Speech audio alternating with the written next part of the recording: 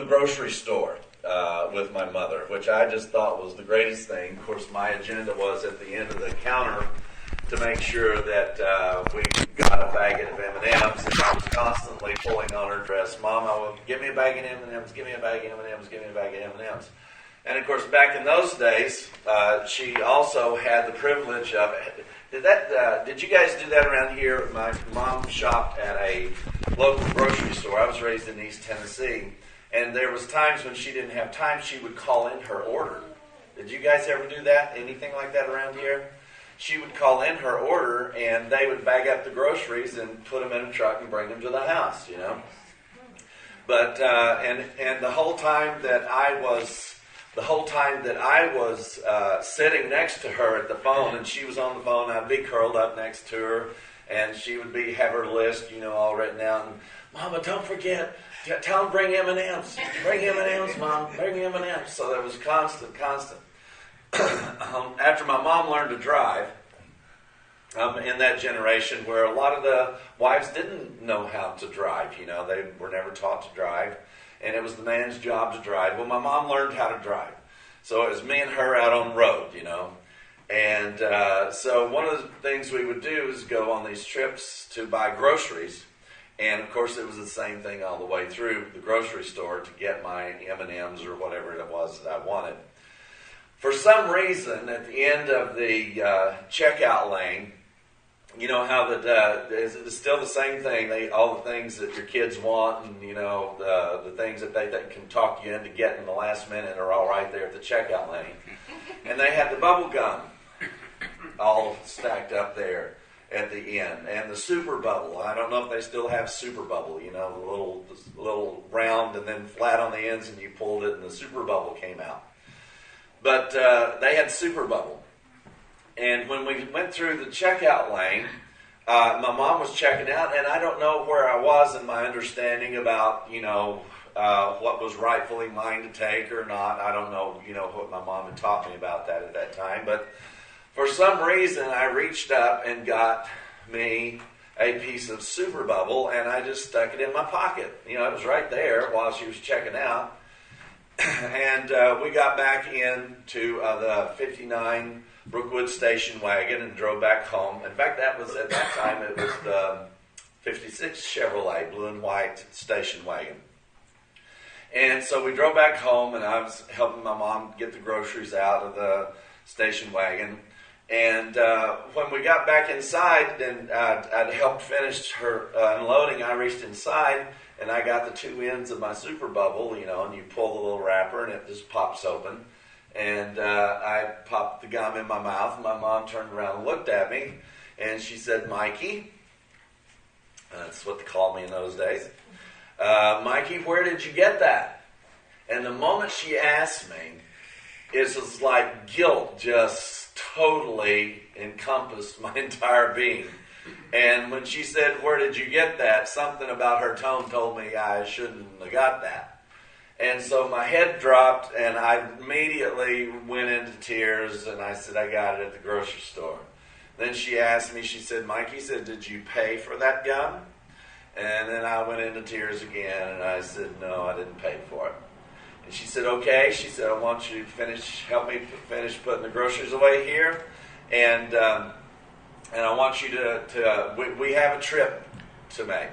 And I said, what, Mama, what? You know, what are we going to do? And she says, we have to go back to the store, and I'm going to call the manager up front, and you are going to tell him what you did. You're going to pay him for the gum and apologize for stealing it. And that's when I started begging for a beating. You know, I was like, you know, Mom, please, no, whatever you do, just beat me, you know, beat me, tie me up in the closet for 5 days, you know, anything except going back and facing this.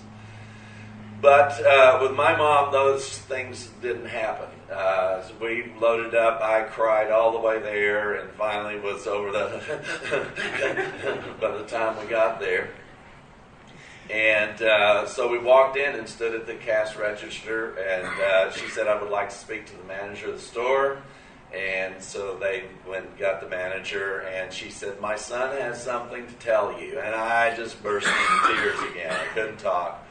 And I finally told him that I'd taken a piece of gum and I was so sorry and that I had stolen from him. And here's the penny, and I promise you that I won't ever do it again.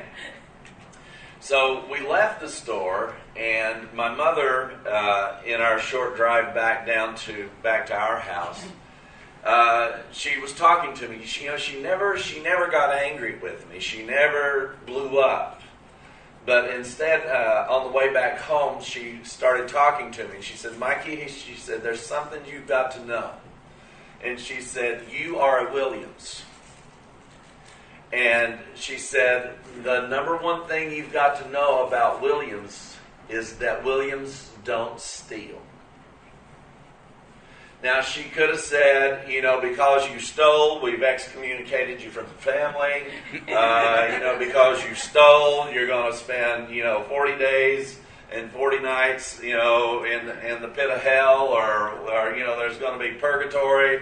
She could have threatened me with a lot of things. But when she told me that, when she said, "Mikey, you've got to understand something. You have an identity. And it's an identity called you are a Williams. And let me tell you something about Williamses. Williams don't steal." Now, I can't tell you all the other things that Williams do. But the one thing you can do is leave us with any amount of unaccounted for cash, and you will get it back. There is no doubt about it. I mean, they may steal your wife in the process of making sure that your money stays there. But there's a lot of things that Williamses might do.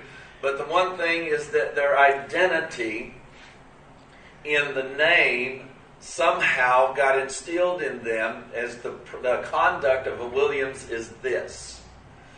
And since that day, I can tell you that me, and in fact myself, or none of my sisters or my brother have ever been accused of or had any. I know the temptation. People talk about temptation to steal. And if I see somebody's money laying around somewhere that's unaccounted for, it doesn't even cross my mind. Like, well, they don't know where it is, It's like, or if I find money on the street, I can't keep money I find on the street. I've got to at least try to find out who that money belongs to. But you see, I don't do that as a moral standard. I do it as an identity issue. I would be violating not a law, I would be violating my identity. I would literally be violating my own internal heart that guides my life instead of any type of an outside law. And you know as well as I do, there's been many parents who, when their kids have a failure like this in their life, that beating them, quarantining them, sending them off to the room without dinner, or whatever you might have done, or we might have done, that doesn't necessarily curb the behavior. In fact, and sometimes it really does exacerbate the behavior instead.